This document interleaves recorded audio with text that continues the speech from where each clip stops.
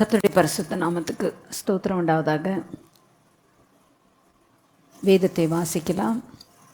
அப்படி தியானித்து கர்த்தர் நமக்கு சொல்ல ஒவ்வொரு வார்த்தைகளையும் நம்மளுடைய வாழ்க்கையில் அதை எவ்விதமாக நம்ம கொண்டு வந்து அது நமக்கு ஆசீர்வாதமாக நம்மளை சீர்படுத்தி அவருக்கு உகந்த பாத்திரமாக நம்மளை மாற்றுவதற்காக கொடுக்கப்பட்டிருக்கிற இந்த சத்திய வேதத்தை தியானிக்கிறதுக்கு முன்பதாக நாம் தலைவணங்கி செபிக்கலாம்.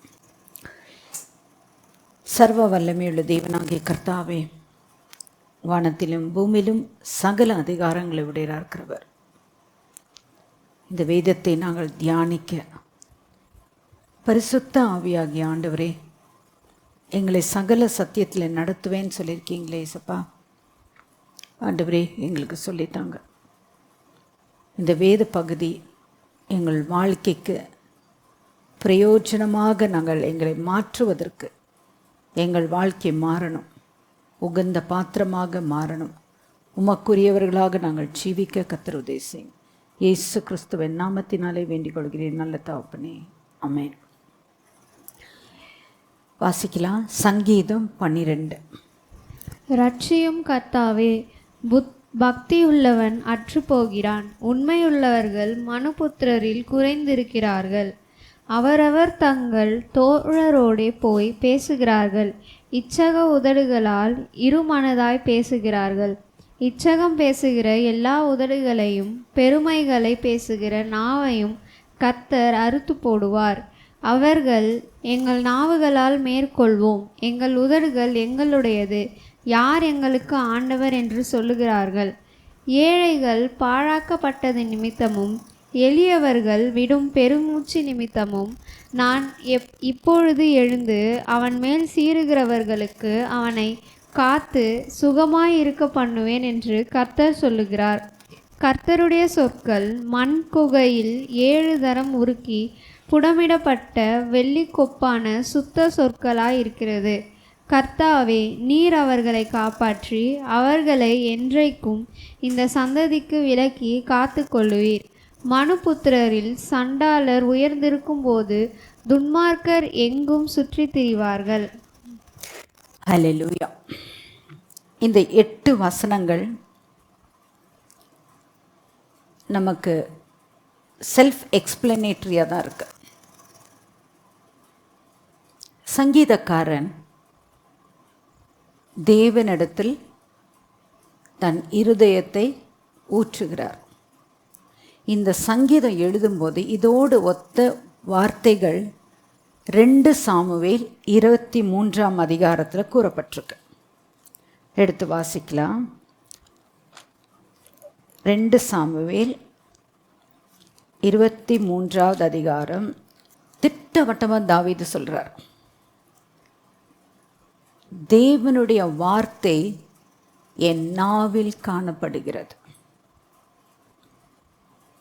இந்த 8 வசனம் நம்ம வாசித்தபடி சங்கீதம் 12 1-8, கர்த்தாவே இறங்கும்,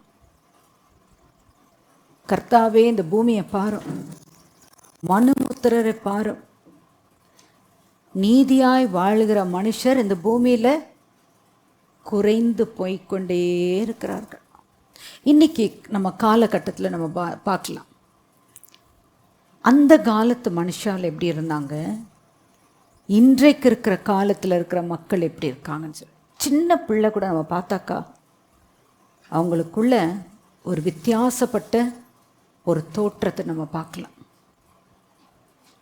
ஏன்னா அவங்க பார்க்குறாங்க, சூழ்நிலையை பார்க்குறாங்க, அவங்க இடப்படுகிற மக்கள் மத்தியில் பார்க்குறாங்க, அந்த கேரக்டர் அவங்களுக்குள்ள காணப்படுது.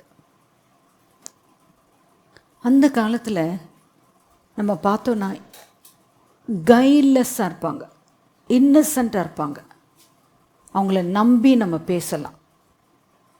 இன்னைக்கு அப்படி கிடையாது. என்ன அவங்கக்கிட்டேருந்து நமக்கு ரீபாக்கேஷன் வருதுன்னு சொல்லி தான் நம்ம யோசிக்கணுமே தவிர, அவங்கக்கிட்ட நன்மையான வார்த்தைகள் வரும்னு சொல்லிட்டு எதிர்பார்க்கவே முடியலை. இதை இன்னைக்கு நம்ம பார்க்குறோம். ஆனால் கிறிஸ்துவுக்கு முன்பாக தாவீது ராஜா கிட்டத்தட்ட ஒரு so many இயர்ஸ் வச்சுக்கலாமே, தாவீது அந்த காலத்திலே ஒரு ப்ராஃபட்டிக்கலாக சொல்கிறார், நல்ல மனுஷர் பூமியில் காண முடியல ஆண்டவரே, நேர்மையான மக்களை நமக்கு ஆகண முடியலையே ஆண்டவரே, எல்லாம் போயின்னு இருக்காங்க, விக்கெட் பீப்புள் தான், துன்மார்க்கர் தான் அதிகமாக எழுமின்னு இருக்காங்க அவன் சொல்லி தேவனிடத்தில் அபயமிடுறாரு. வாசிக்கலாம் 2 சாமுவேல். அதாவது இது எப்போ எழுதப்பட்டதுன்னா கடைசி காலம், அவர் மரண தருவாயில், அவருடைய ஜீவன் போக போகுது, அந்த காலத்தில் கடைசியாக அவர் எழுதுகிற சங்கீதம் இந்த சங்கீதம். 2 சாமுவேல் 23வது அதிகாரம் 1 வாசிக்கலாம். தாவீதுடைய கடைசி வார்த்தைகள். மேன்மையாய் உயர்த்தப்பட்டு யாக்கோபுடைய தேவனால் அபிஷேகம் பெற்று இஸ்ரவேலின் சங்கீதங்களை இன்பமாய் பாடின ஈசாயின் குமாரனாகிய தாவீது என்னும் புருஷன் சொல்லுகிறது என்னவென்றால், நல்ல பாருங்க, அவர் இருதயம் தேவனுக்குள்ள களி கூர்ந்து மகிழ்ந்து தேவனை ஆராதிச்சு அவரை ஸ்தோத்தரித்து அவரை புகழ்ந்து பாடின நாட்களை குறித்து தாவீது சொல்கிறார். இது அவர் கடைசி காலத்தில் பாடுறார். நினச்சி பாருங்க, தாவீது ஒரு ஆட்டுகளை மேய்ச்சிட்டு அவர் பாட்டுக்கு தனியாக இருந்தார். அவருக்கு உலகத்தில் அவருடைய உலகமே அந்த ஆடுகளும் அந்த பச்சை பசேன்று இருக்கிற புல்வெளிகள், அமர்ந்த தண்ணீர் கண்டை, மலைகள் மத்தியில் அவர் பாட்டுக்கு இருந்திருக்கிறார். அவர் சும்மா இல்லை, அந்த கட்டத்திலையும் தன் தேவனாகிய கர்த்தரை ஆராதித்திருக்கிறார். அந்த இருதயம் தேவனுக்கு மகிமை, தேவனுக்கு புகழ்ச்சி, தேவனை ஆராதிச்சு அந்த இருதயம் தேவனோடு இணைந்து காணப்பட்ட காலங்களிலே இருந்தார். கர்த்தர் நோக்கினார். மனுஷர் கேட்டபடி ஒரு சவுலை ராஜாவாக கொண்டு வந்தார். முதல் ராஜா அவர் தான். 40 வருஷம் அரசாண்டார். ஆனால் தேவனுக்கு துக்கப்படுத்துகிற காரியங்கள் செய்தபடியினால் கர்த்தர் மிகவும் வேதனைப்பட்டார். தன் இருதயத்துக்கு ஏற்ற ஒரு மனுஷனை தேடினார். அவர் கண்டது தாவீது. அந்த ஆட்டை மேய்ச்சிட்டு இருந்த அந்த மனுஷனுடைய இருதயத்தில் காணப்பட்டது உன்னதமான தேவனை ஸ்தோத்திரிக்க. ஸோ இதில் நம்ம கற்றுக்கிற ஒரு பாடம் என்னென்னா, தேவனை முழு இருதயத்தோடும் முழு ஆத்மாவோடும் முழு மனதோடும் முழு பலத்தோடு அவருக்கு ஸ்தோத்திரம் பண்ண கர்த்தர் அவரால் இருக்க முடியாது. என் பிள்ளை என்னை துதிக்குது, என் பிள்ளை என்னை ஆராதிக்குது, என்னையே நோக்கி கொண்டிருக்கு சொல்லி கர்த்தர் சமீபமாக இருக்கிறார். அவரால் இருக்க முடியல. சாமுவேல் தீர்க்கதரிசி அனுப்புகிறார். ஈசாயின் வீட்டில் தேடுறாங்க. கர்த்தர் சொல்கிறார், மனுஷனை பார்க்குற மாதிரி நான் பார்க்குறதல்ல, மனுஷன் முகத்தை பார்க்குறான், ஆனால் நானும் இருதயத்தை பார்க்குறேன்னு சொல்லி அந்த கடைசி மகனாகிய தாவீது ஆடுங்களை மேய்ச்சிட்டு இருந்த மனுஷனை கூப்பிட்டு வராங்க.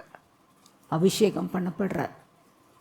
நினச்சி பார்க்கலாமே, ஆட்டு மேய்ச்சிட்டு இருந்த மனுஷன் எப்படி இருப்பார்? அழுக்கும், ஊரில் இருக்கிற அத்தனை டர்ட்டும் அவருக்குள்ளே தான் இருந்திருக்கும். கர்த்தர் அந்த டர்ட்டை பார்க்கல. அந்த இடத்துலையே அவர் சாமுவேல் அபிஷேகம் பண்ணுறார், ராஜாவாக நியமிக்கப்படுறார். கர்த்தரால் அங்கீகரிக்கப்பட்ட மனுஷன். அப்போ அந்த மனுஷனுக்குள்ள பெருமை வரல.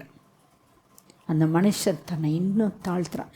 சங்கீதத்தில் அவர் சொல்கிறார் மேன்மை, அதாவது ப்ரௌட். அந்த 3rd verse வாசிங்கம்மா. சங்கீதம் 12 3வது வசனம். இச்சகம் பேசுகிற எல்லா உதடுகளையும் பெருமைகளை பேசுகிற நாவையும் கர்த்தர் அறுத்து போடுவார். இதுதான் கர்த்தர் பெருமையானவனுக்கு எதிர்த்து நிற்கிற ஒரு ஒரு உணர்வுக்குள்ள இதை புரிஞ்சாரு தாவீது ராஜா. அவர் படிக்கலை, அவர் மரண தருவாயில் இருக்கும்போது அவர் பாடி தேவனை ஆராதிக்கிறார்.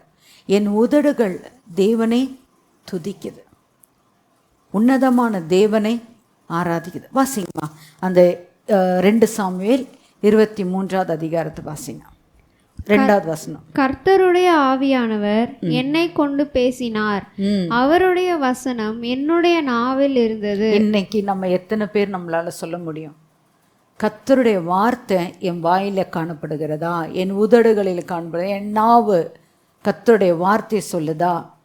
இன்னைக்கு இந்த நாவினால புறங்கூறுறது, டிசீட்ஃபுல் லைஃப், அருவருக்கிறார் தேவன். Planning, blotting, God hates, it's an abomination, hypocritical thing. கர்த்தருக்கு பிரியமில்லை. இதுதான் இந்த சங்கீதம் 12 சொல்லப்பட்ட வார்த்தைகள். இதுவும் இந்த 2 சாமுவேல் 23 நம்ம கனெக்ட் பண்ணோன்னா அவர் என்ன உணர்ந்து எழுதினாரோ அதை கடைசியில் அதையே மறுபடியும் ரீஐட்ரேட் பண்ணுறார்.